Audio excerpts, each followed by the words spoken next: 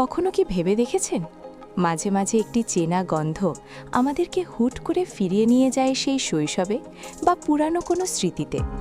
কিন্তু আমরা কি জানি এমনটা কেন হয়?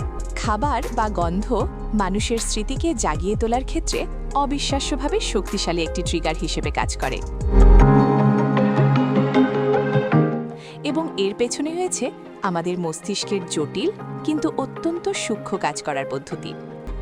এই কারণেই একটি পরিচিত গন্ধ মুহূর্তের মধ্যে আমাদের বহু পুরনো স্মৃতি ফিরিয়ে আনতে পারে, যেন আমরা আবার সেই সময়টাতেই ফিরে গেছি। ধরা যাক, হঠাৎ করে আপনি গরম ভাত আর ডালের গন্ধ পেলেন, কিংবা শীতের সকালে পিঠা বানানোর সুগন্ধ। এই সাধারণ গন্ধগুলোই হয়তো আপনাকে আপনার শৈশবের কোনো সকাল, পরিবারের সঙ্গে কাটানোর সময় বা কোনো বিশেষ মানুষের স্মৃতির মধ্যে নিয়ে যাবে। এই অভিজ্ঞতাকে বিজ্ঞানীরা প্রুস্ট ইফেক্ট বলে থাকেন। এটি এমন একটি প্রক্রিয়া যেখানে একটি গন্ধ বা স্বাদ আমাদের মস্তিষ্কে জমে থাকা আত্মজীবনীমূলক স্মৃতিগুলোকে হঠাৎ করে সক্রিয় করে তোলে। আশ্চর্যের বিষয় হলো, গন্ধের মাধ্যমে যে স্মৃতি জাগে তা অনেক সময় দৃষ্টি বা শব্দের তুলনায় বেশি জীবন্ত ও আবেগপূর্ণ হয়। এর পেছনে আরও একটি গুরুত্বপূর্ণ কারণ হলো, আমাদের ঘ্রাণেন্দ্রিয়ের সঙ্গে আবেগের সম্পর্ক খুবই ঘনিষ্ঠ।